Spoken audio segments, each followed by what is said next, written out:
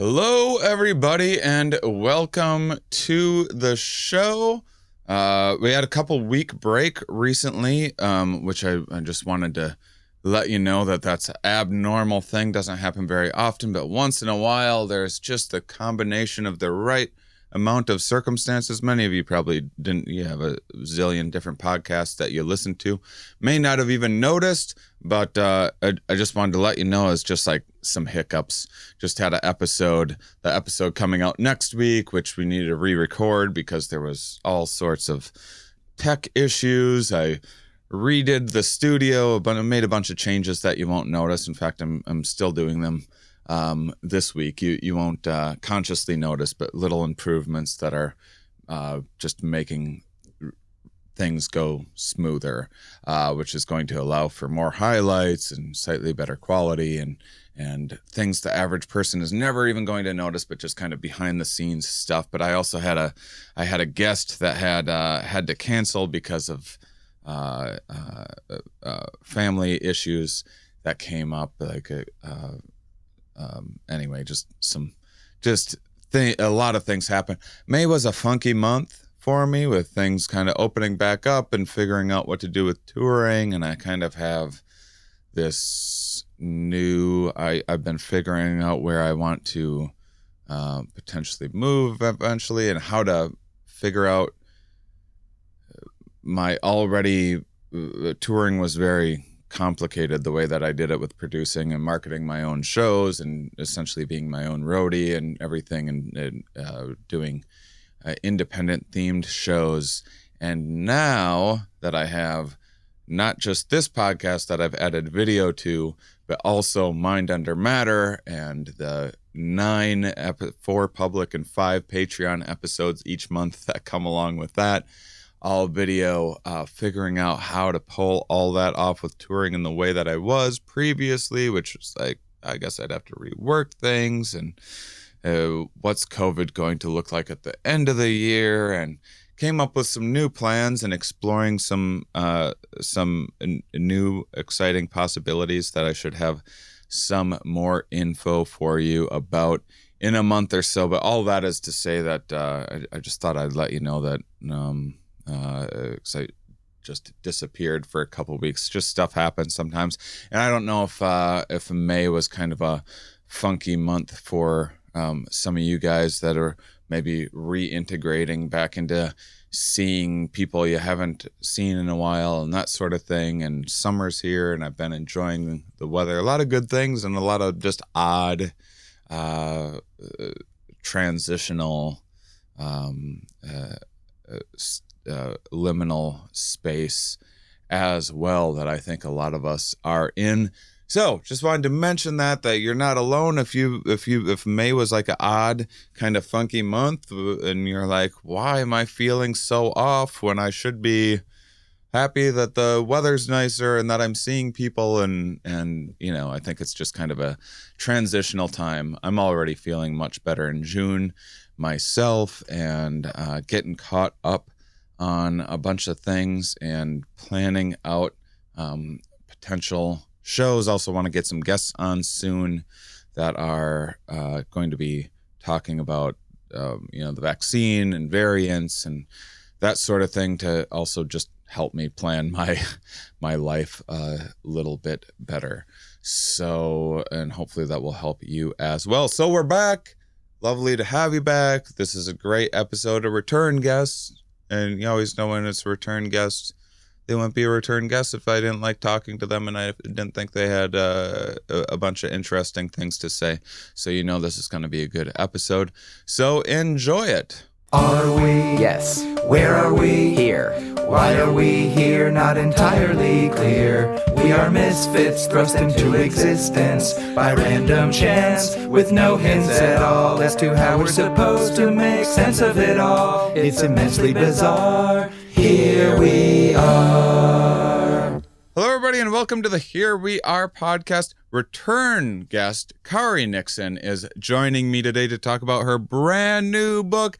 Just came out fresh off the presses. Look, this one that I have, it says review copy, not Fancy. for resale. Look how special I am if you're watching on YouTube, which you probably aren't. And you'll also see, I know many of you are listening on your favorite podcast app, which is also cool. But look at that. There's a little quote from yours truly there on the back. I love this book, Quarantine Life from Cholera to COVID-19. Kari is a professor specializing in social reactions to infectious disease. And really, I'm going to kind of let you introduce it because it's such a unique background. You're at Whitworth University, and the last time you were here, you were talking about your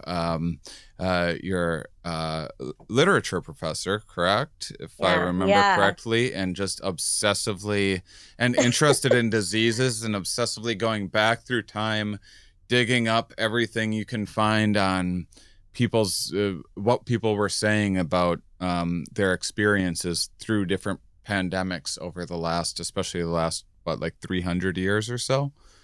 Right. Yeah. I was going to say, I kept thinking as I was preparing for meeting again, I was like, we have to quit meeting like this. Like maybe one day, just once, could we meet without there being a global crisis as the impetus? Yeah. Well, probably not. No, I'll probably the next time I'm going to have you on is after the next variant pops up that is doing this and that. And but well, it was really good timing for us to meet one another. I'll say that. And it's great timing for this book. Why don't you give the listeners, for the people that didn't, by the way, listeners, one, I do recommend you going back to listen to the first interview. It's fantastic. And two, if you do that and we happen to repeat a couple things here, forgive me. It's been a year. I don't remember all that we talked about, and I cannot stand listening to my own voice, so I don't listen back to my own show. But Kari, why don't you give the listeners a little bit of your background? Right. So Kari, when we met, jeez, I keep on saying it's all right. Kari. It's really tricky. Yeah. Yeah, it's really tricky. It's not that tricky. I just have... You know what I've taken to renaming myself on all my Zoom meetings, Not a Crook Nixon. So maybe that would be easier. I think you should just spell it with a C. Like I often put Shane Moss just to make it easier for people. But yeah. Anyway, it's totally my fault. It's Moss. Yeah. Huh. Mm-hmm. I would have said mouse. Yeah, most people do. And I think it's actually supposed to be pronounced mouse before whatever recent generations decided to start monkeying around with it and confusing everybody. So right. Okay, so when we met about a year ago, the pandemic had just started, at least over here, it was affecting us. Mm-hmm. And incidentally, complete coincidence that I happen to have been studying the field of the history of, not really the history of diseases, but the history of public reactions to disease outbreaks. That was what my graduate training was in. That's what my dissertation was on. And I had just written a book that had just come out that month on the topic. It was just odd timing. And so then we chatted a bit about that, and we can cover some of those topics again if we want. But this book, that From Cholera to COVID, is much more accessible to just anyone. It's a very, very, very accessible read. Not only would any of the Here We Are listeners be able to understand it quite clearly, but it's easily something that you could give to a friend, a relative, whatever that is not generally interested in science. And it's also kind of a cool way to, 'cause I find it seems a lot of people are a bit more into history than they are into science. I think the History Channel has better ratings than the Science Channel does. And I think that's just generally kind of a rule of thumb with the general public. And this is an easy way because you get to hear about Victorian times and that sort of thing. There's no jargon. There's nothing overly technical in here, and nonetheless, there's just so much thought-provoking content, and it's so incredible to hear these many things that we're trying to make sense of, and all the parallels that there's been through time and through different generations, and even when technology and culture and other things were different, there are these very universal ways in which humans tend to react to these situations. Right. Yeah. And I mean, you mentioned giving it as a gift, and part of that was some of my goal is, we've gone through this period. I mean, I've just talked to so many people who have lost touch with family members over not just because of quarantine, but disagreements about how we should be handling this. Like me, I cut them right. I've read your book. It's very like, hey, let's come together and there's ways we can communicate better. And as I'm reading that, I'm like, yeah, I think I'm going to get on Twitter and yell at people. Also, here's the family members I'm never going to talk to again. Right. Well, and two things about that. I mean, on the one hand, I meant for it to be a thing that you could, unlike my academic book, which, I guess if you like quarantine life, then go find my greatest hits in my academic book. It's much less accessible. But quarantine life is meant to be not only informative, but something that I hate being told about a problem like global warming, and nobody tells me what I right now can honestly do about that. And I mean, like, truly, like, don't tell me to recycle when, like, really this is a bigger corporate problem and blah, blah, blah. Although recycling's fine. And so each chapter, along with its little history, has 3 actual takeaways for talking with other people about this or trying to understand their perspective. But actually, I was telling this to a local newspaper reporter that interviewed me. It's actually one thing, if I could get one message out through platforms like yours, it would be that I am not promoting niceness for the sake of being nice. I say that a few times in the book, particularly because as I was writing this, the entire like George Floyd protests had begun. And in my field, we often recognize that asking people to be civil is a way of quieting minority viewpoints. So I make it very clear in the book that I'm not asking for, be nice because, we should just be nice.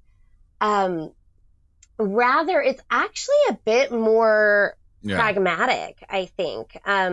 You said, again, that anybody could read this. You could give it as a gift. And I think one huge takeaway point I would like readers to come away with is that science is social. I think as the host of Stand Up Science, you can readily agree that, science is only so good as we can communicate it.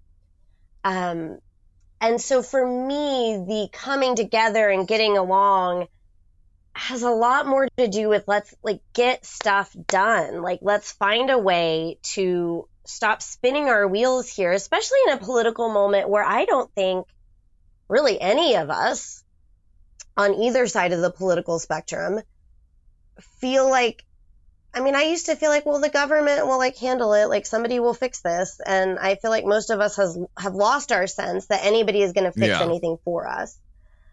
And if we're the people that are going to determine what happens, then I don't care if you like your aunt, but if you want to convince her to wear a mask, here's what you need to understand about her reasoning, and I know that you get that, but I feel like there have been some times where I've been purposely misunderstood in reviews, because people are just angry that they think I'm saying, well, just be nice. And that's not, I'm saying here's how to get what you want happening. Yeah. Persuading people of a perspective and it's obviously I'm something like giving someone lottery tickets or free tickets to a concert or a beer ticket or whatever for getting a vaccine. It's like intellectually there's an aspect of me from just from a disease, from a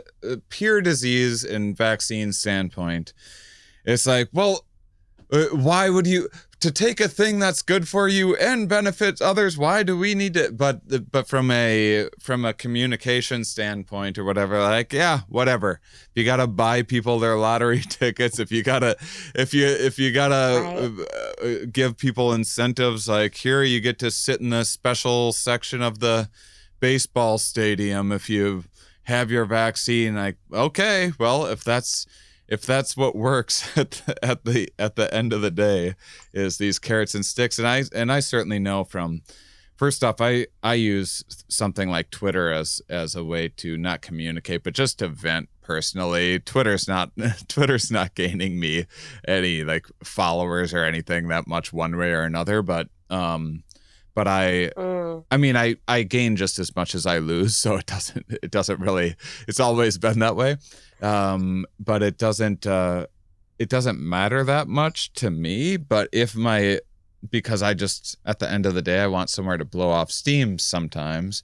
But when it comes to communicating, like on this show, or it comes to communicating in front of a crowd or talking to relatives, and if your actual goal is to get more people to say mask more or follow some CDC guidelines or get a vaccine or whatever, certainly I can tell you from yelling at people many times that yelling at people doesn't work.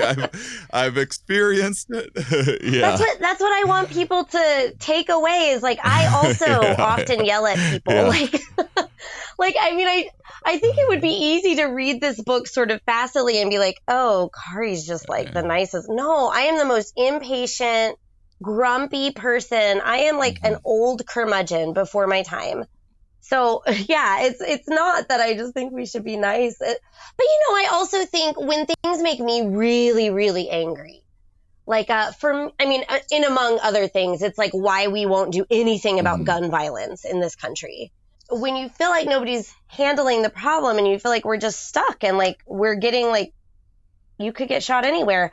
Sometimes when I'm that level of helpless and enraged, intellectualizing the problem feels like my only recourse.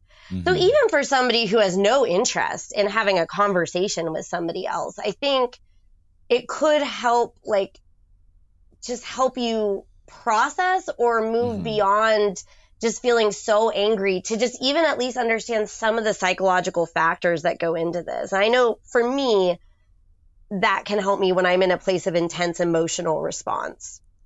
Well, I mean, I can tell you that I don't remember the exact date that we first talked and everything, but I've been on such a journey since that time. And one of the big aspects of what's happened during COVID is because of the various communities that I'm involved in outside of academia, because of certain fan bases I have, because of different podcasts of other people's that I've been on.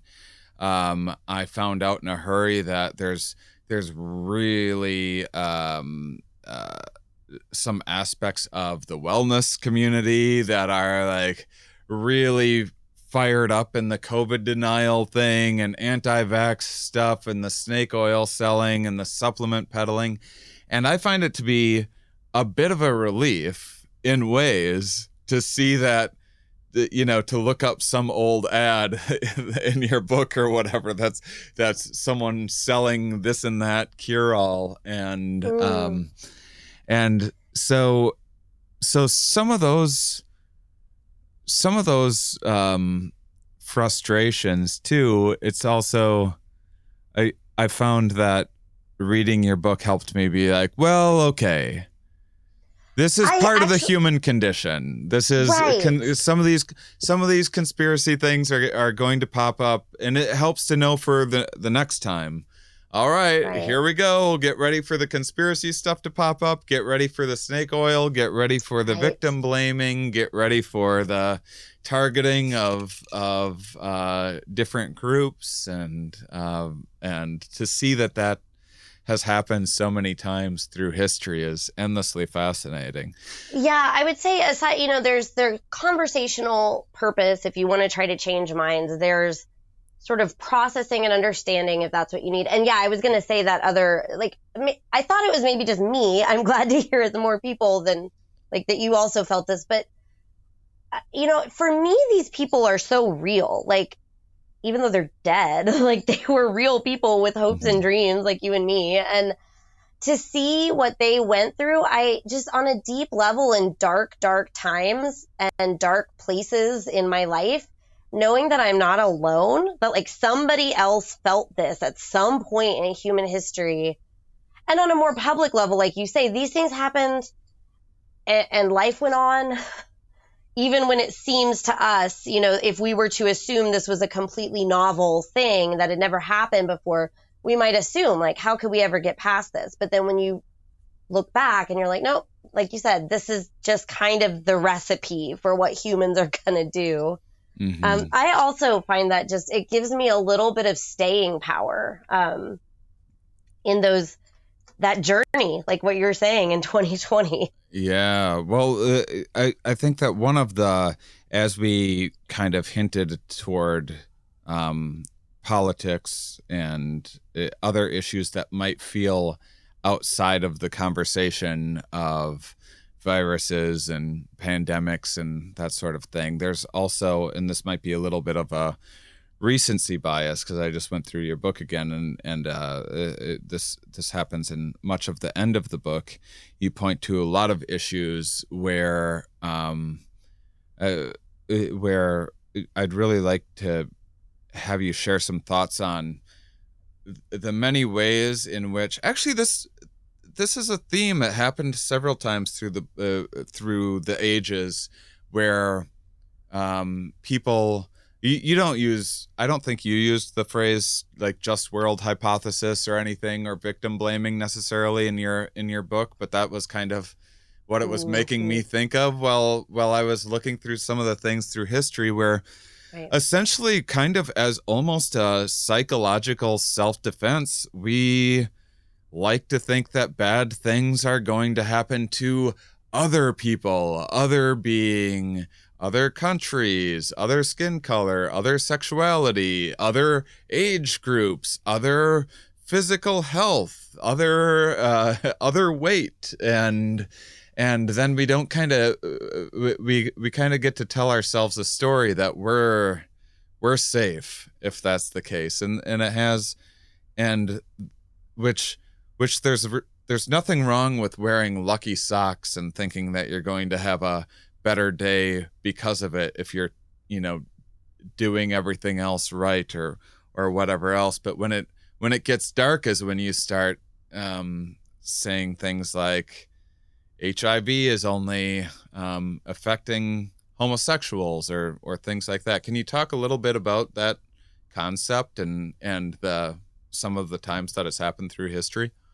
Right. I like the way you draw the connection to the just world theory, or that people essentially, because I think that that's a nice way of explaining. I think it's definitely the logical leap that allows for this belief that it won't happen to us. I don't know that it's conscious, that we think, well, that person deserved it, but we certainly don't think we deserve it, right? Mm-hmm. And I think that underlies so much more of our relationship to disease outbreak than we realize. And so we're missing the implications of that could revert back to the just world theory and explain this is just your bias, right? But because it's these days within the veil of scientific explanation, we often just take it for granted as it just is. Now I know scientifically now, very few doctors would say that, well, I don't want to say very few. A credible, responsible scientist would not say that HIV is something that predominantly affects the homosexual population, male homosexual population. But why I presented some of those histories is to show that even as late as the 1980s, this was still happening, and it was happening in the way we framed our research questions and our data mining. And so, I'm never saying that science is wrong or useless, but if we can be aware of the potential for these biases, then we can make our epidemiological science better. And there are very clear and obvious ways that we can look back on the way data was being reported in the 80s, that it saw what it was looking for. Mm-hmm. It saw this cluster in a male homosexual population. But I think I even mentioned, if you look at the real numbers, and this is a different person's book that I'm citing, but there wasn't an overtly huge number disproportionately to other populations. And what I kind of hope to demonstrate is that if we can see this happening from 1720 to 1820 to 1920 to 1980, it's sure as shit still happening in 2020. Yeah.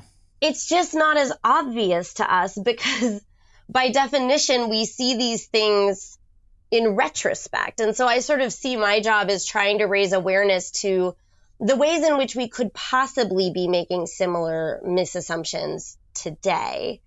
One source that I used in that chapter on HIV made a really good point, and I'm glad he said it and not me, because I always get kind of attacked when I make any sort of critique about the field of epidemiology, which I love and respect.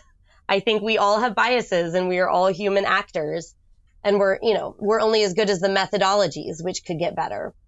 But this scholar of HIV said that the problem is epidemiology, by definition, is looking for in-group, out-group differences to determine what is defining the sick versus the well in this case so that we can identify risk factors.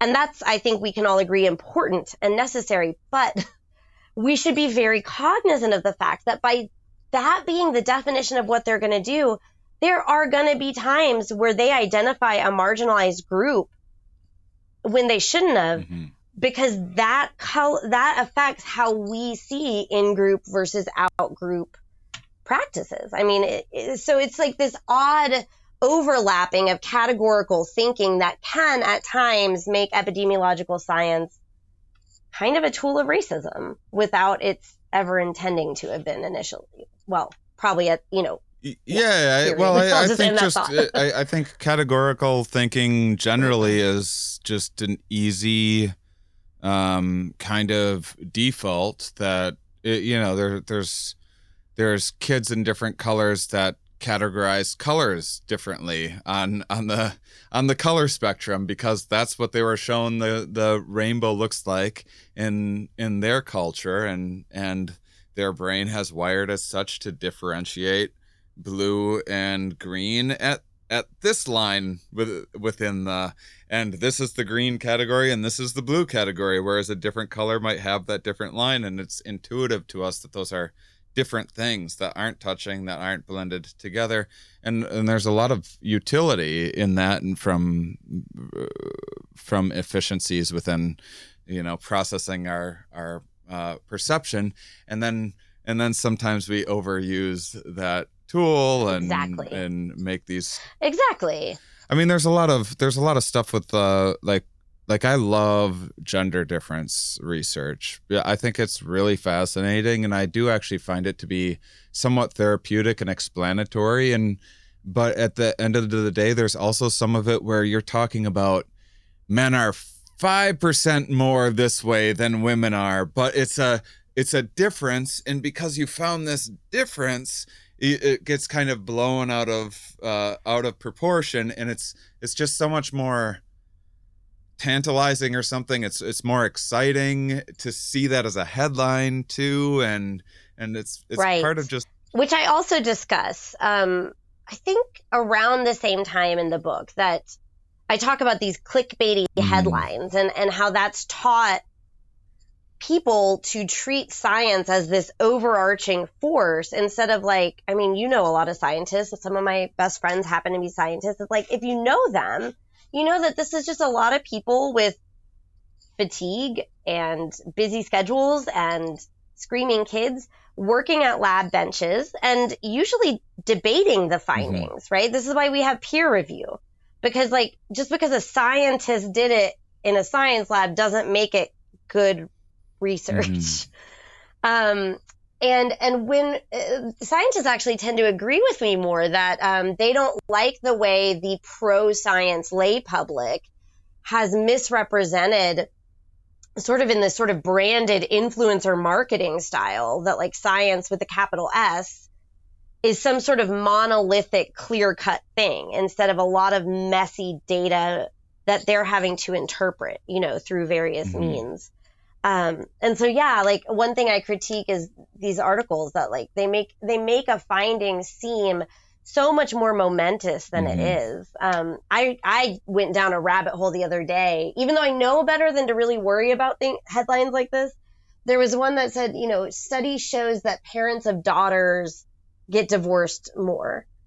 And I have 2 daughters, so I was like, oh God, like what's happening? And it was like the tiny, I mean, it was like a 0.5% difference. Right. Another one I saw when I was pregnant was like, if you drink X amount of coffee when you're pregnant, your kid has this much percentage increased chance of leukemia.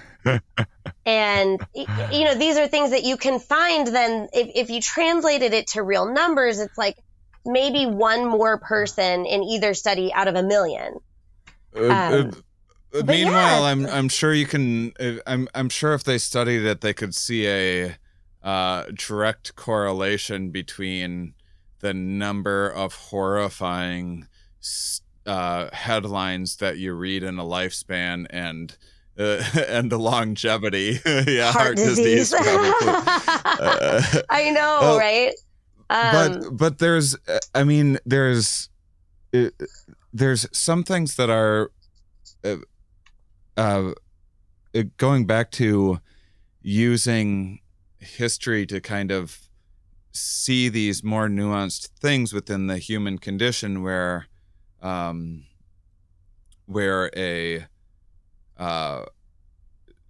connecting 5G towers with COVID or something like that might seem like a very, very novel, crazy thing. But the basic ideas in psychology that gives rise to that sort of thing has happened through every pandemic, through history, of people just trying to correlate, especially before germ theory. Why is this leading to this? And then Right. And knowing about some of these biases that we might have, if you take something like I mean, in my lifespan, I remember 15 years ago or something. It wasn't. I mean, it was an attention-grabbing headline nonetheless. But evangelicals would often blame homosexuality for hurricanes, which is like they'd be like, well, that's clearly God's punishment for homosexuality or whatever, which to anyone now seems like an absolute ridiculous thing. But then if you look at it and you look through history, we've all through it, not all, but it's been an aspect of human nature for people to find ways to distance themselves from the vulnerable, from the cause of things. And so now you see something like the Chinese virus, or Mexicans are going to take all our jobs, or whatever else. And someone listening might be like, well, Mexicans are taking a bit of jobs, but you need to look, well, you can see how ridiculous that explanation can get. Like, no one believes that gays cause hurricanes anymore. Now apply that same thinking to maybe we have a little bit of an aspect in that in our interpretation of reality today that's throwing us off and making us judgmental or biased or creating stereotypes that are doing more harm than good. And it's hard to see in our own day and age. I mean, why I love the Victorians largely is because, you know, they're in so, I think I probably did say this on the original, the first time I chatted with you, but like there are some things they do that are so deliciously weird that it's so easy to look at them and be like, no, dude, that was an odd idea and it makes no sense.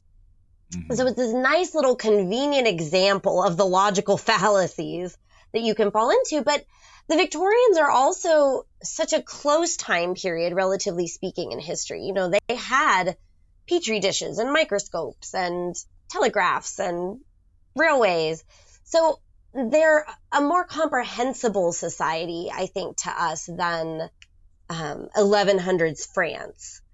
Mm-hmm. And so they're this nice, I always use their example because they're so unfamiliar and yet familiar that I hope it can train us to there's things that I'm never going to know that, you know, that are our missteps that we're logically getting wrong. You can't figure them all out, but I would hope that we could build a society where we can learn not just from the individual mistake, right? Like we want to say like, well, scientific racism, the 1800s practice of saying that, you know, there were scientific reasons why whites were the superior race.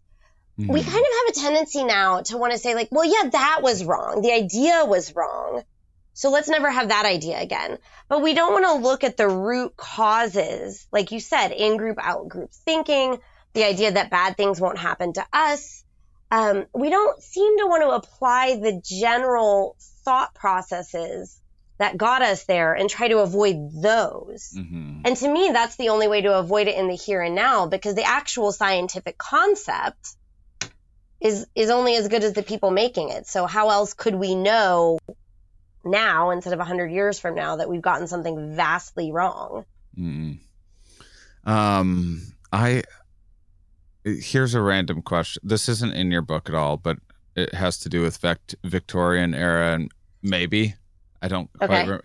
Was Tulip Mania?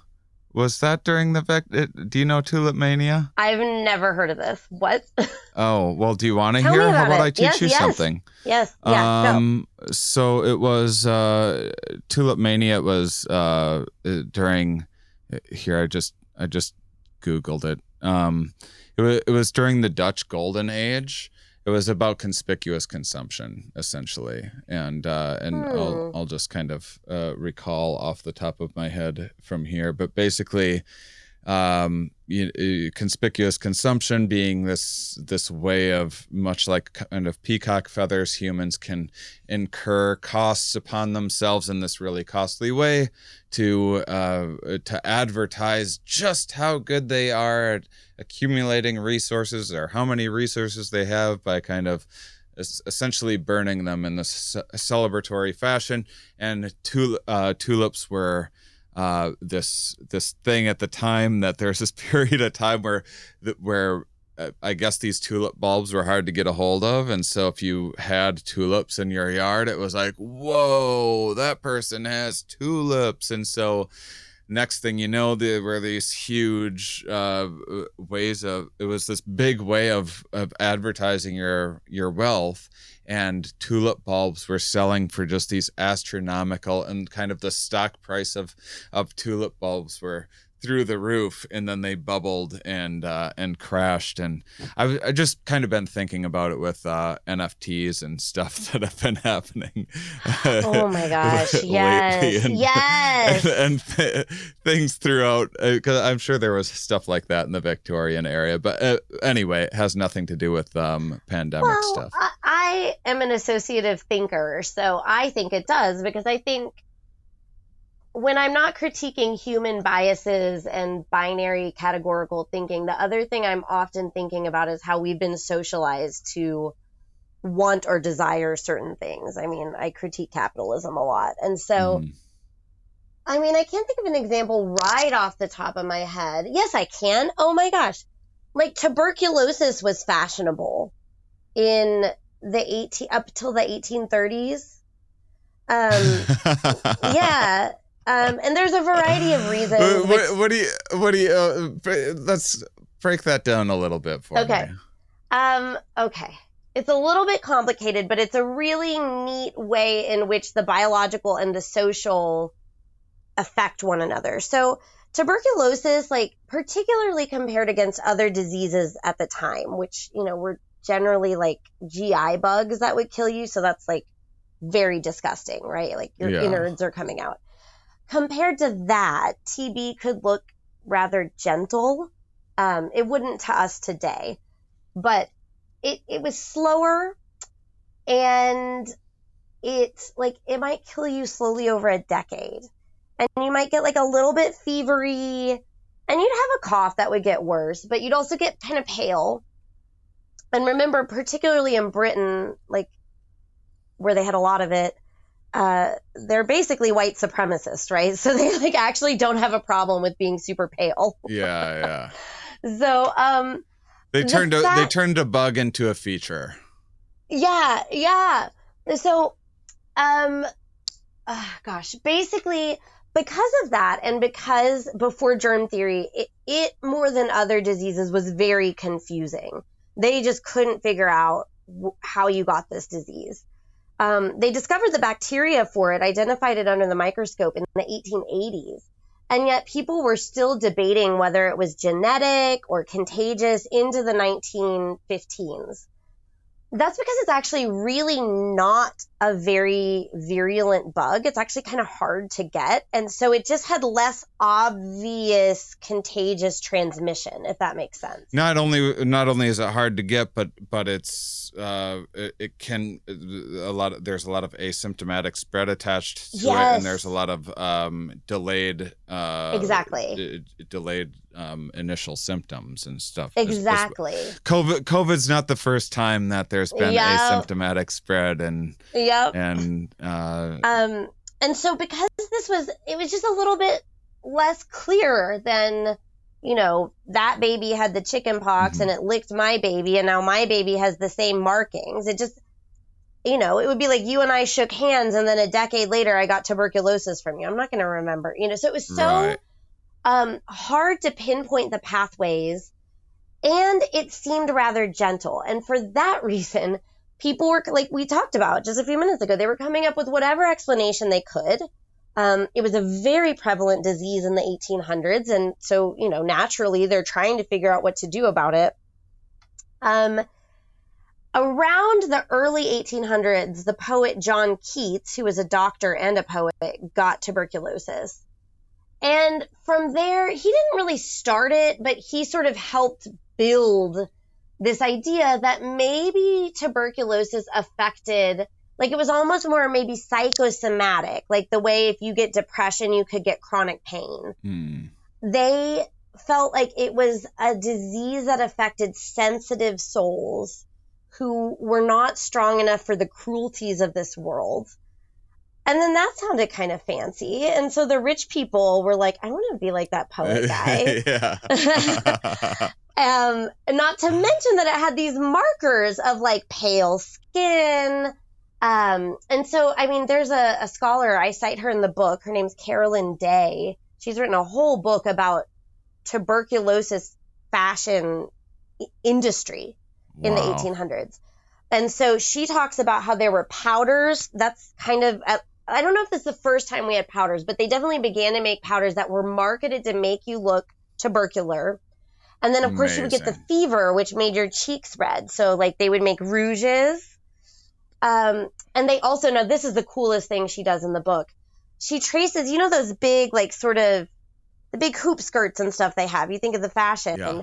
She noticed that in the 1830s, which was sort of, maybe it was the 1817, at the height of tuberculosis fashion, they would make dress silhouettes where the corset would make you kind of slouch, which happens to tuberculosis patients. You get these stooped shoulders. Amazing. And then right after this trend passes, the corset forms don't do that anymore. Wow. Yeah. Starbelly Sneetches with diseases. I know. Okay, do you know how hard it was for me not to write about the Starbelly Sneetches in quarantine life? Well, why didn't you write about the Starbelly Sneetches? I felt like not enough people like knew it. And then, of course, in the midst of all this, Dr. Seuss got canceled. And, yeah. But it is just like, really, he said it. Like, people are just going to be haters yeah. about whatever they can find to be haters about. And, like, And then if you mix it up, then they're gonna want. Oh my God, he said it all with the Starbelly sneeches. Yeah, I mean, it does feel like there have been people at the height of COVID when things were really ramping up. I mean, there was COVID parties and stuff, which is an extreme, attention grabbing. I'm sure it wasn't happening that often that someone with COVID, you'd go to a party and try to get yourself COVID because you're a dumb person in their 20s or whatever. But Right. but I did get the sense that even just from some people that I had talked to and extended family and stuff, I felt like there was people that were damn near on a mission to get COVID as part of their like party loyalty or something like that. And I mean, that might be an unfair assessment, but Well, I'm debating saying this out loud. Did you notice a tendency for people, and I don't know if it was, I don't want to say or even imply that they were trying to be fashionable, but there was this kind of discursive or rhetorical tendency around like 2020 in the fall for people to just in passing be like, well, and I know I had COVID, like for sure I had it. Yeah. And if you ask them, they didn't have a test or necessarily a family member that had it, but like, and I'm not trying to say that they just wanted to feel special. I mean, they very well could have had it, It was an interesting, like, need to say that, actually. Yeah. Did you ever encounter that? It really stuck out to me at a moment. I don't know. I mean, I never attribute it to a kind of advertising. I do think that there was something going on there that in the beginning of it, because I do think that there's, like you said, depression can lead to pain. I do think that if you are consciously, ingesting information about disease, and you're not used to doing that, I think that there's some autoimmune stuff that could start firing up, and because there was a lot of reports of allergy-ish sounding symptoms around that time of like itchy eyes and like scratchy throat sort of thing. And I think it might have been a little bit psychosomatic. My so it might have been in combination told me with that. That psychoneuroimmunology is a legit thing. Yeah. And I'll leave it to audience discretion why people think he was saying that to me. But what you're saying is apparently like kind of a given consensus in the medical community these days. Yeah, I'm a big fan of this hygiene hypothesis and stuff long before COVID that I was very interested in and how it might be shaping our psychology. But anyway, I going back to, could you talk a little bit about some of the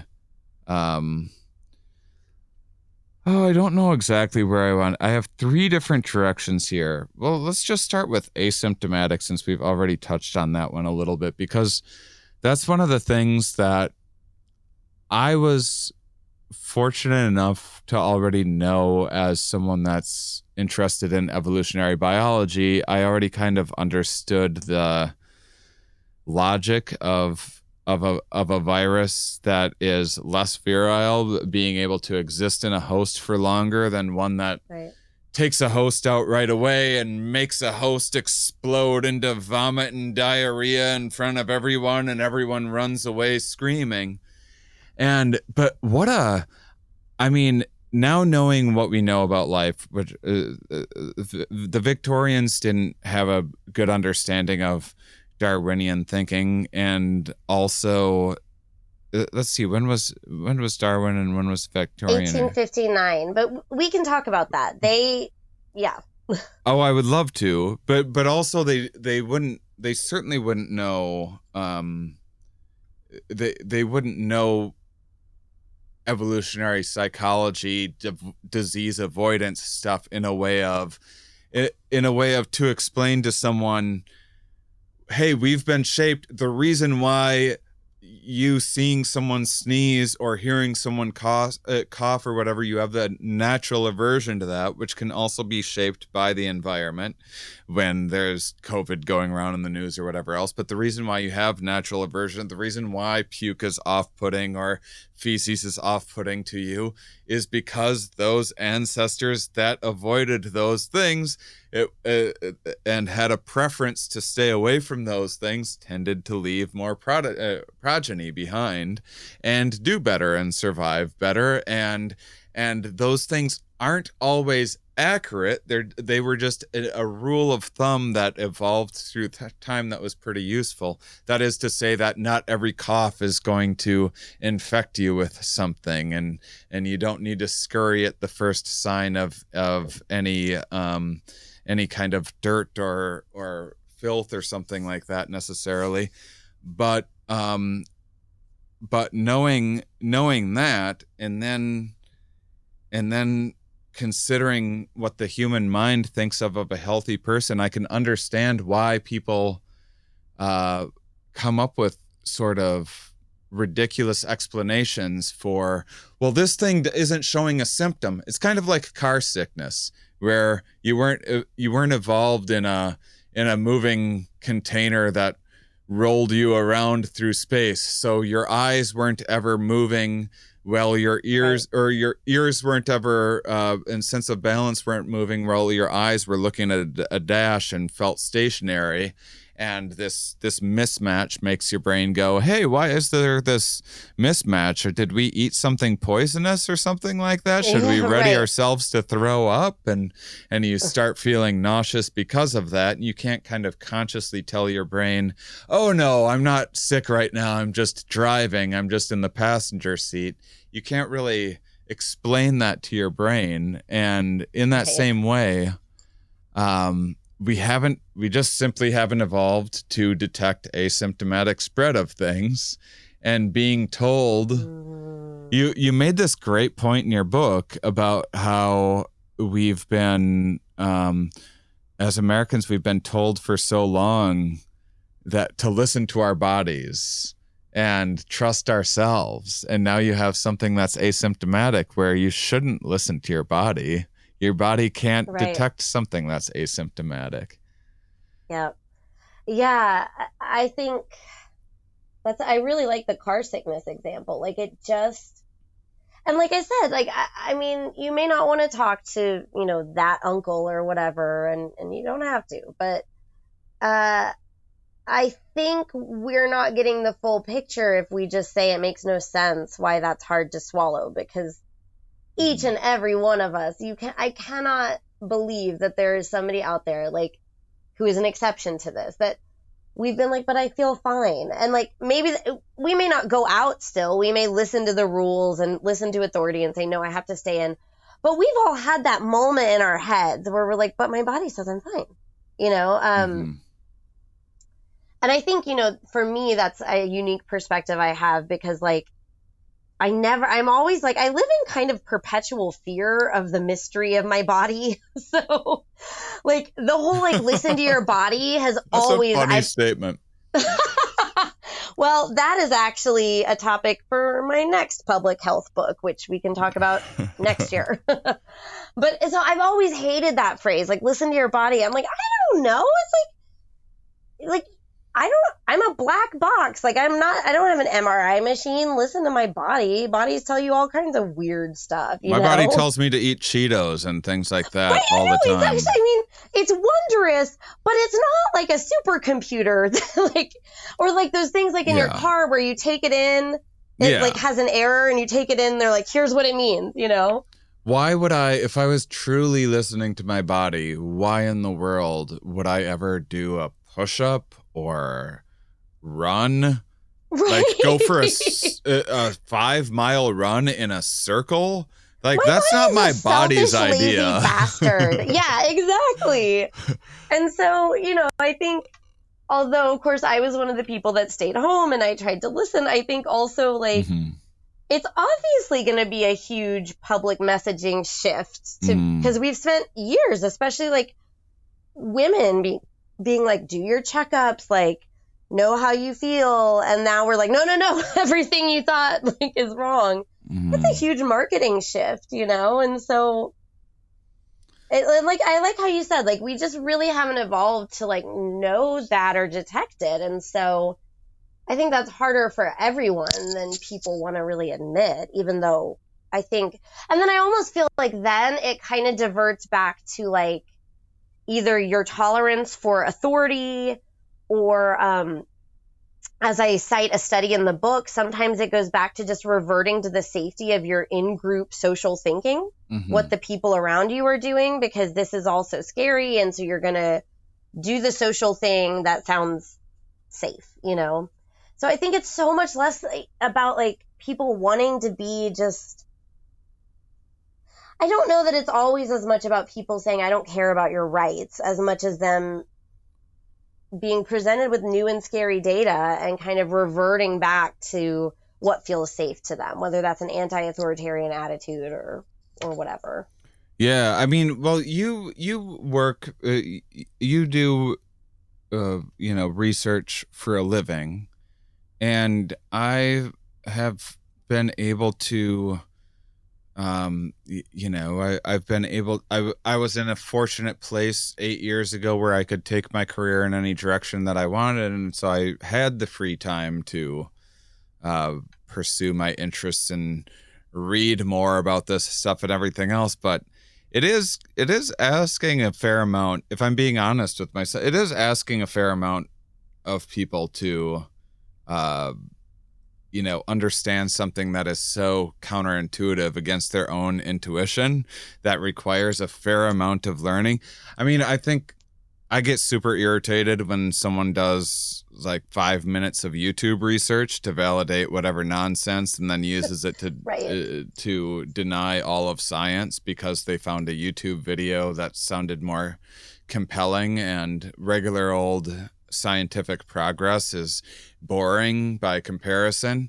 Which, I mean, it's the same reason why finding Bigfoot is on the Animal Planet rather than animal documentaries Right. or whatever. But Well, and this is, oh, sorry. well, I mean, it's also the other thing was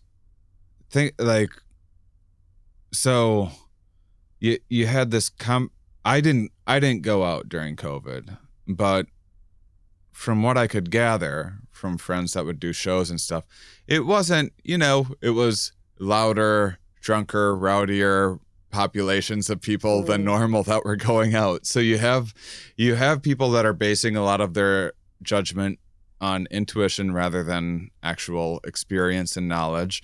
You have another situation where no one wants to feel dumb. People have this thing like, well, if I'm wrong, that makes me dumb. It's like, no, it makes you inexperienced. It's like, I guess I'm dumb when it comes to jet engines. I don't know how a jet engine, it doesn't make me dumb as a person to not know how Right. jet engines work. And there's something about science where people take it very personally if they don't understand virology or something, which is an insanely complicated thing. And so then you have like this Dunning-Kruger effect where the most confident people are the ones that know the least, and then those people are going to be the loudest in any social situation. I know this because I have a loud Dunning-Kruger-ish side of my family. And then because that loudest person does have an impact on the rest of the social group going around, and you like kind of don't say anything, and then it's like, okay, well, is that what our group believes? And then once it's a part of what your group identity is, there's not much turning back from there, because now you have motivated reasoning and then confirmation bias. You get dug in, sunk cost effect or fallacy or whatever, and it just, it sure... because people have gotten pretty far off track through all of this, and it's kind of breathtaking. Yeah, I mean, I think to your point, again, that's why I think if we dig to the psychological motivations here and now, then like you said, perhaps we get ahead of this curve of it being the standard way of thinking, and we have all these blockages to reversing a belief. If we could like get it at the outset. before it gets constructed. Could you talk a little bit about the history of vaccine hesitancy? Oh yeah. So this is training I mostly received from one of my dissertation advisors, Rajani Sudan, and we know that Lady Mary Wortley Montagu was one of the first people who brought vaccine technology over to Britain. Now, the kind of funny thing is that we know that inoculation or vaccine techniques existed prior to that in East Asia, South Asia, and Africa. So my joke is like basically everywhere except Western Europe. Mm-hmm. And then as it was taught to me by my mentor, Rajani, Lady Mary Wortley Montagu brings this technique over, a technique she's seen in Turkey, conducted by Greeks. So it's kind of doubly foreign, and it was a female like folk medicine practice. Mm-hmm. So she brings this thing over and she's like, hey guys, maybe we could all stop dying a second if we would do this thing I saw. And pretty much everybody's like scoffing at her because this is a foreign technology. It doesn't come from, Her Majesty's Empire. And it's a technology of women. And I mean, it's legitimately kind of gross and threatening. You're taking a society where kind of maintaining like the security of your body was about all you had, because once you got tetanus, let's say, you were toast, right? Like there was no coming back from tetanus. So you're trying to just like not get into a scrape, pun intended, because what you did with inoculation at this time was scrape a sore from a smallpox victim and like kind of scoop the pus out and then cut your arm and smear it in. So, I mean, I think people today would hesitate to do that to their babies. I mean, we have vaccine hesitancy today, so obviously we would. But then you had all these compounding factors of it being a foreign and a female technology. And that's been sort of the scope of my mentor's work. What she also says, and I just love this point, is that so it's the kind of the stolen technology, right? Like she finds it in these lands that Britain prides itself on being better than.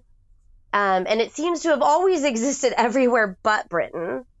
And then Britain is like, that's weird. We don't like it. It's foreign. And then a few years later, Jenner takes it using cowpox instead of smallpox pus and makes it vaccination. That comes from the VACC, for Latin for cow. Prior to that, it was inoculation because it used a live matter from a sick person. And according to Rajani, I love the way she puts this. It's essentially a rebranding. They sort of scrub its history clean, stamp it on as British. And now it's, the story is that Lady Mary Wortley Montagu, who is admittedly awesome, but now we say, well, she was the flagship, the forerunner of modern Western medical miracles. Mm-hmm. But it's like, no, actually, these were everybody else's standard technology, and we were actually really behind. And they scoffed at it, they ridiculed it, and then once it worked, they were like, yoink, it's ours now, and it's going to be a marker of our prowess. But didn't it also take around 70 years from the time that they had kind of a solution to the time that it was widely accepted? Or just... Yeah, I always forget the exact dates of Jenner's. I want to say, so Montagu was 1720. I'm just going to Google Jenner because I always get it wrong. I don't even want to hazard a guess. Hazard a guess. That's a phrase I should use more often. What'd you say? No. Oh, sorry. I wanted to say 1790. Like, I think you're right that it was almost exactly 70 years. Mm-hmm. But I feel like I always think that and then I'm wrong. 1790s. Yeah, so it was about 70 years. And yes, that's when it became even more widespread with Jenner. And one way to look at that is that it was rebranded as this sort of British technology. And I can definitely say that, using the cowpox from British dairy cows, like British dairy cows are considered, it's like almost a little bit akin to the bald eagle for America. Like it's just like good old, like pure Britain in their dairy cows. So there's definitely this like nationalism in sort of marketing them around cows specifically. Mm-hmm. There is also the fact that using cowpox was less dangerous than using actual smallpox. So just like with tuberculosis, there's always this biological reality that's informing the social interpretation and vice versa. Mm. So I am curious, what was do you know anything about the responses to other vaccines in the past, like measles or polio or other like flu shots or anything like that? I think that probably at the time, though, people were so impacted by those things that it was maybe a little bit of an easier sell in some ways, because they were. You make the case in your book that in our modern world, and really since germ theory, people have kind of been, someone impacted by disease is usually, we aren't living with them, where they're in a hospital and then they're kind of out of our sight, and out of sight, out of mind, and we don't need to necessarily directly see the impact, and we kind of gained more control over these diseases, and kind of were able to tell ourselves this story that now rather than having to live with disease, and disease being a regular part of our life, we can kind of be like, I didn't order that life, and give like a nasty Yelp review to diseases. No, thank you, COVID. Right. And that's a really good way of characterizing. We all just kind of expect to be immortal now, and I don't know. I'm not personally aware of smaller like resistances to individual vaccines. I know people who might be aware, but what I can say is that throughout history, it's like the star-bellied sneetches. Normal human power dynamics, like anything else, are inflected through vaccine technology and usage, just like anything. So one of my favorite memoirs by Anne Finger, it's called An Elegy for a Disease. It tracks her life with polio, but it's also a social history of polio. And what she says in the opening of her book is that polio is perhaps one of the most endemic diseases to humanity ever. We see engravings of it in Egyptian sarcophagi with bodies that look like they probably had polio. It was pretty natural to everywhere in the whole world throughout most of human history, but we only cared enough to make a vaccine when it started affecting middle-class white America. Mm-hmm. So there's a good example. Another example still using that vaccine is that we no longer use the live polio vaccine in America. We use a killed version of the virus because there are known complications with the live version, but we still export that to third world countries and give them that vaccine. I have to be kind of careful in how often I say that statistic, because I think it has been often weaponized by anti-vaxxers to prove, vaccines are dangerous. But what it really proves is that white people are racist and will give things that they know to be hazardous to other populations. Yeah, well, I mean, I think that in and out group biases are an absolute, obviously a big thing for everybody. And then when you compound that with power and authority, it turns out pretty ugly in a given situation. So I mean, right. That is to say that I don't think it's inherently anything white. I think it's inherently something that's about in and out group and authority and power, and having having power over people that leads to lots of corruption and discrimination and everything else. Right. So I was just hoping that there was some parallel to like the Bill Gates microchip stuff through history, but we might be setting. Well, I mean, I think the fear then was just like, I mean, you're putting an actual pathogen in your body, you know? Right. So now we've kind of moved on from worrying about that to worrying about like chemicals and toxicities. And I do think these things just change with the age.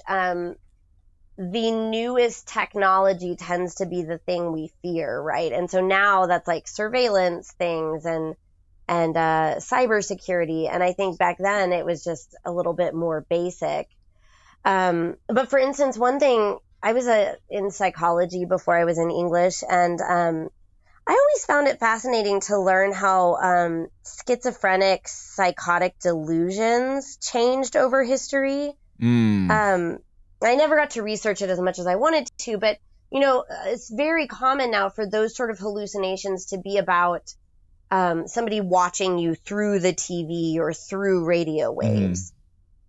And there's so many stories in the 1700s, thereabouts, it might even be earlier, of people thinking they're made of glass or having psychosis where they think they've eaten glass and are full of glass inside. And it struck me when I started reading these accounts that I think that's because glass making and glass blowing at whatever time in history this was newer. And so that's what was on their minds, just like surveillance. So to your point, I do think that vaccines follow this paranoia trajectory that aligns with our most recent understandings of technology and science. But I think in the 1700s, that was just so much more a one-to-one, like you're telling me to put this disease in my body so that I don't get this disease. Yeah. It just made zero sense.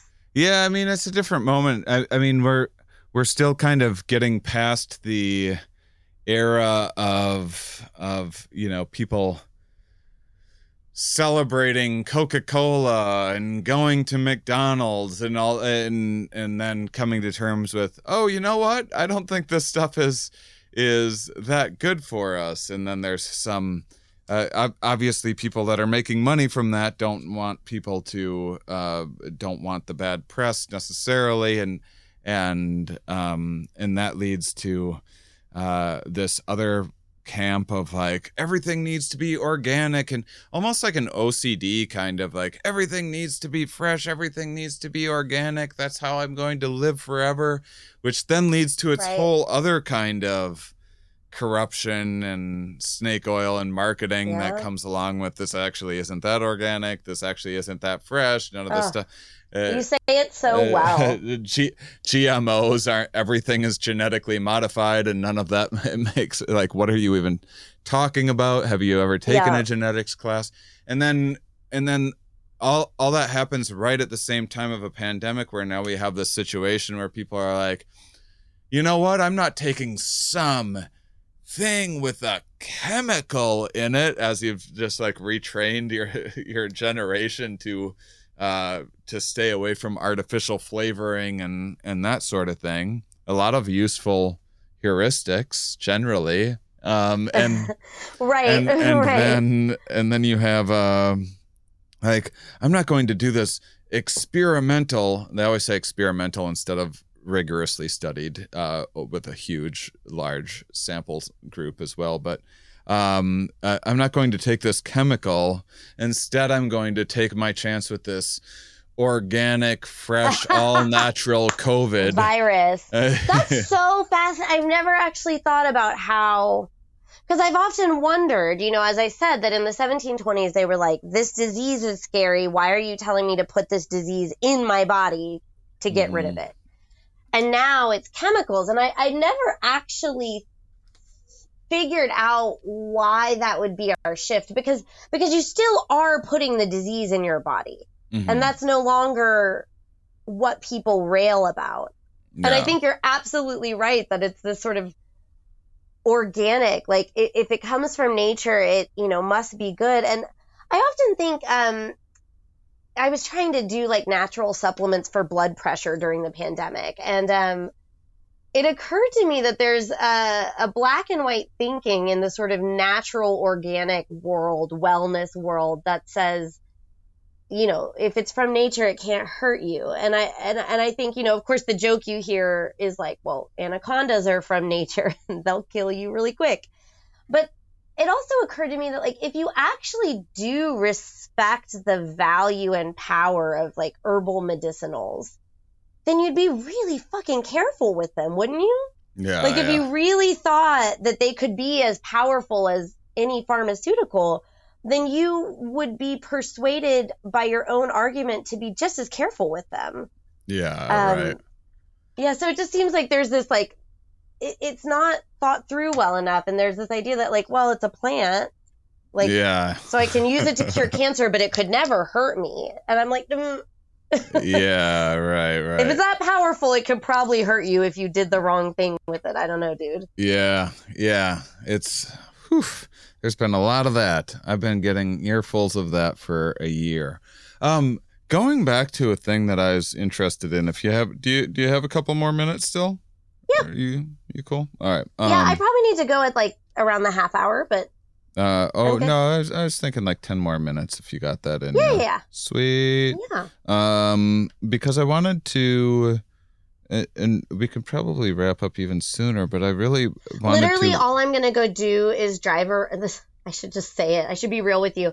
My plans for the afternoon involve driving to every bookstore in town and taking selfies with my books. So, like, that's what I'm about to have to leave to do. Kari. That's so awesome. I have such a busy dance card. Oh, that's fun, though. Of course you should do that. That's great. That's your special We've day. had so little This is fun at the this time year, we're recording so. this. This is the actual day that the book's coming out. No, I gotta Yes, get you out of here. I gotta get you out of here. No. Listen, I'm trying to tell you, you can totally have more of my time. Listen, well, what about we touched on something that that I don't think was in your book, and it sounded like you had something to say about it. I'm very interested. When I brought up Darwinian thinking during the Victorian era, and because I guess I didn't even realize exactly when the Victorian era was classic. Which, by the way, how do they? So this is 1837 to 1901. That's the Victorian era. Did you look it up just now, just for me? Yeah, that's what it's classified as, according to Google, which knows everything. I make all my students memorize it. What is that like? What was the Victorian era that made it go like? Oh, that went from June 20th. Literally, it says on here, June 20th, 1837. Was there a ribbon cutting ceremony for the Victorian? It's when Victoria ascended the throne, Queen Victoria. Oh, that's how dumb and I then am?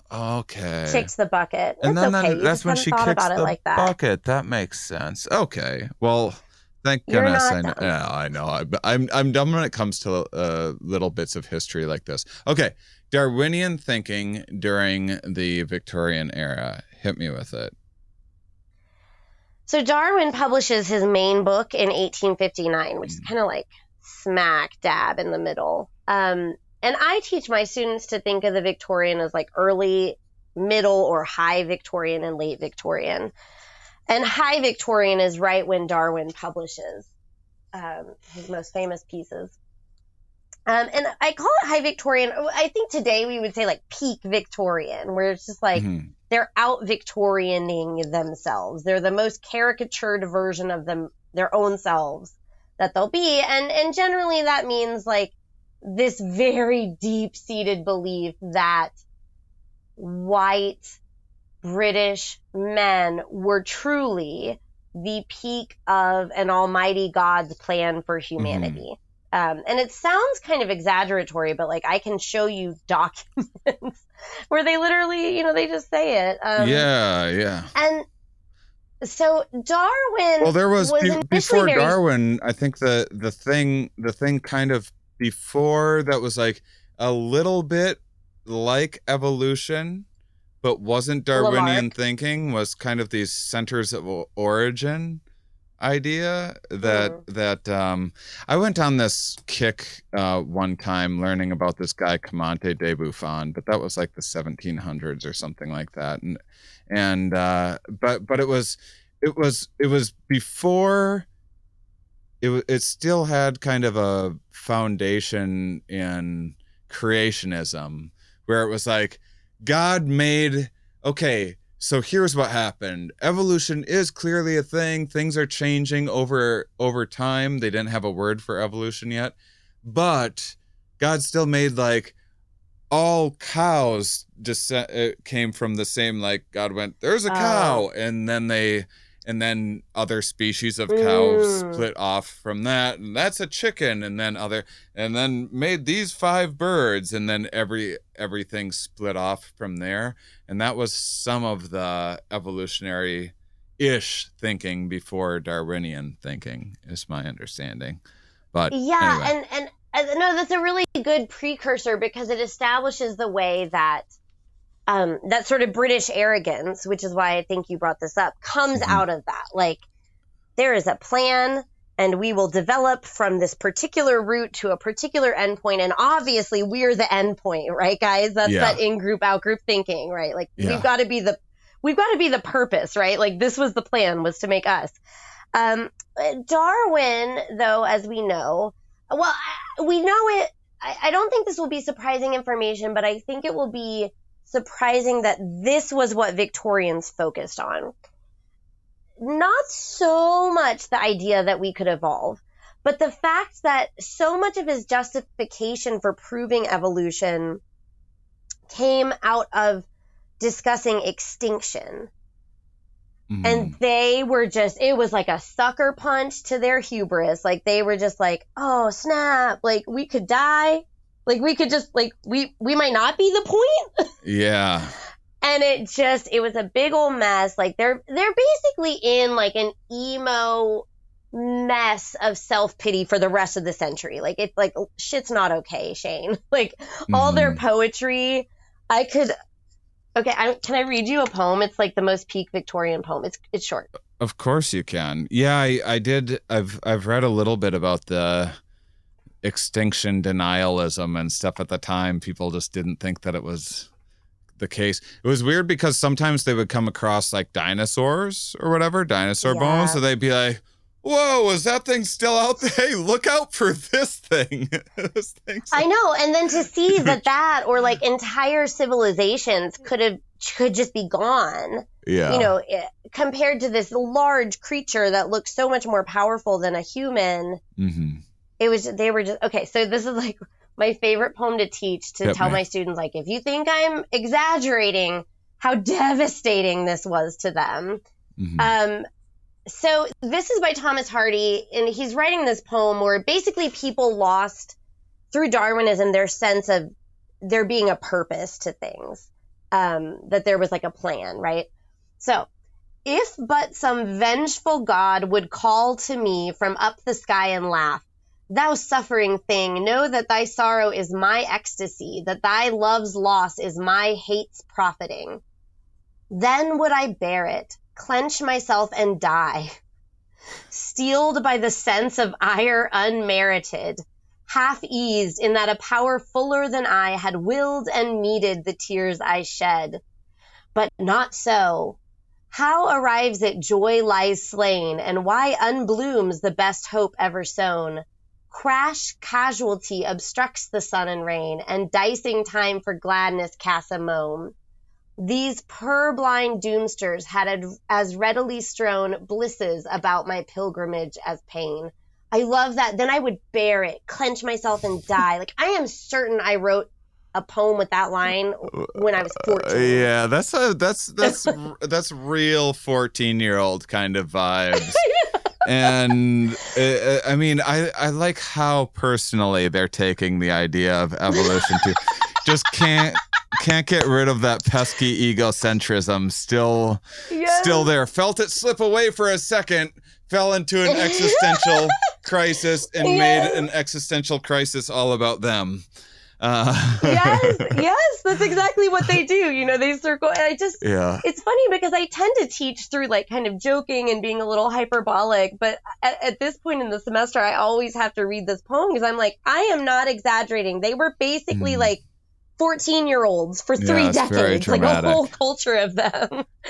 Yeah. Well, that led to some of those early when you're talking about the British or whatever kind of thinking that they're the superior ones. That was that centers of origin idea. So the idea is that the first cow, there's like one right species of cow, and then the rest, the further you get away, those cows all degenerated over time. Right. And so same with like there was a lot of that propaganda against America in the beginning, and like Thomas Jefferson got into it. There was a whole like he shipped a big moose over to France one time to prove that America had large mammals too, and all this ridiculous stuff. But well, and then they circle back and basically find a way to re-engineer evolution to say like, well, we white British men probably are the most yeah, evolved, of course, and everything else is less evolved than us. We finished. Everything else needs to catch up. Lucky us, we've finished evolving. Yep. Well, Kari, is there anything else that you wanted to? Where's the best place for people to go and get your book? Just wherever's easiest for them, or their local bookstore, or all right, if you had anywhere in particular. I mean, shop local always. Yeah. Yeah, cool. I think people should shop local. I think I'm not supposed to promote any one retailer over another, but I will say that my college roommate ended up going on to become a voice actor, and she is the narrator of my audiobook. Oh, very cool. And I really wanted that because I speak personally a lot of the time, and I wanted someone who knew how I talked. And so I think people would really enjoy like just knowing that who read it actually knows how I talk and my voice. And so I think the audiobook could be a really fun Does she experience for people. do Victorian accents ever within it? I haven't gotten to listen to very much, but she did text me once. She did text me once, and she was like, what is this like dialect that you're writing in? And I was like, girl, I don't know. I just started like, it sounded right. But she's like an actor, right? Like she wanted to get it right. So I think she does. And then there's a salt and pepper riff in there, and she had to go back and forth about whether to sing it or say it. Yeah. That's a brave decision. What'd she pick? Sing? I know. You'll have to get the audiobook and find out. Wow. Really leaving me hanging with that one. Okay. All right. Yeah, so I think maybe I might recommend the audiobook at this moment in time. Yeah, well, like I said, it truly is. It's so incredibly accessible, and it's something that I think anyone would find interest in. I think first off, I've had more listeners than the average person, more listeners than I thought I would, that were like, more COVID episodes, because for a while I was like, I better spread them out. People are going to get sick of being hit over the head with this. It's all over the news and everything else. But I've had a lot of people when I have, because I have meetups on Patreon and stuff, they'll say that they want more COVID episodes. And so I just think that this is such a different take on things, and a bit more new information that will help reframe some of the modern things that we've gone through and are going through than the many takes that you've already heard on the news. And spike protein, now I got to learn what that is. And if you want to break from that, but still want to hear a little bit about the human condition going on today and some parallels with the past, check out the book Quarantine Life from Cholera to COVID-19 with my wonderful return guest, Kari Nixon. Thank you so much, Kari, for joining me. And let me know when you got that new book coming out. What are you cranking out, another one? You already? You Yeah, didn't take actually, a break? You're just going to get I right back don't. into it? I'm in a lot of therapy for my Really? workaholic Cool. tendencies. Yeah. Cool. I'll take some of that workaholism. Oh, I would gladly give Um, it to you. You can have some of my high blood pressure too. well, definitely hit me up. Hit me up when you're getting toward the end of that. If not before, we should probably talk in the meantime. But really, thanks for all the wonderful information that wasn't even in your book. I feel like I got all sorts of bonus info out of you. Good. And and thank you, listeners, for being such wonderful, curious people. We'll talk with you next week. Thanks for having me. All right, next week on the Here We Are podcast, we're going to be talking about, I have another guest coming on from the One Health Initiative. Once again, kind of talking about the interdisciplinary work that they're doing to understand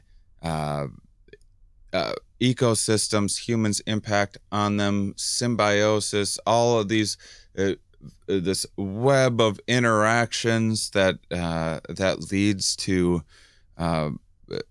different impacts on all these different fields. Where this one we're going to be talking about, or we talked a bit about, quite a bit about the sort of threats that trees face from viruses and insects that carry viruses, and a lot of the ways in which they've evolved defenses for them, and those defenses that they've evolved against certain threats within their environment have not been evolved for threats outside the environment that might be brought in by things like bringing firewood to a campsite. You have your cords of firewood at home, and you're going camping, and you travel hundreds of miles away, and now you've inadvertently brought invasive species of beetles or something like that, and now you've this thing takes off in this new area potentially, and it's really hard on tree health, and then can lead to increase in the price of say lumber, which can increase the cost of building new homes, which all these cascade of effects from these tiny little things that you'd never think about. I certainly, anytime I saw the little sign outside the campground that said you bring local wood only, I had no idea why that sign was there. And we get to hear about stuff like that next week. Cool episode, important stuff. And if you like what I do, it costs money. It costs money to get this edited. Costs money to get help lining up guests and organizing things and everything else. Especially now more than ever, as I'm cranking out Mind Under Matter and lots of other projects, and trying to figure out possibly touring again while keeping this show consistent. Now that I've added all these extra things to this show, and exploring possibly moving somewhere where I would set up a studio and have guests come in live, is one of the big goals of mine that I want to do to increase the quality, the audio and video, because I can work on stuff on my end, doing things remotely. It's not so easy with, different academics have, usually just the webcam on their computer and the mic on their computer and that sort of stuff. I used to, before COVID, I'd go and do a whole big setup. I'd bring it into their office and lab or whatever, conference room, or at their home. And that was just audio only. Now with adding video, whole big undertaking to try to do that remotely. So I'm exploring what my options are there. But all of that is to say is that this is an ad-free show. It's supported by Patreon. And so, we just need more support to put out the show that we'd like to. We're not even talking about making a profit. We're talking about just increasing the quality of the show. We're making zero profit on. So support the show by going to patreon.com/Shane Moss. And those of you that listen all the way to the end, you are, of course, my favorite. Thank you.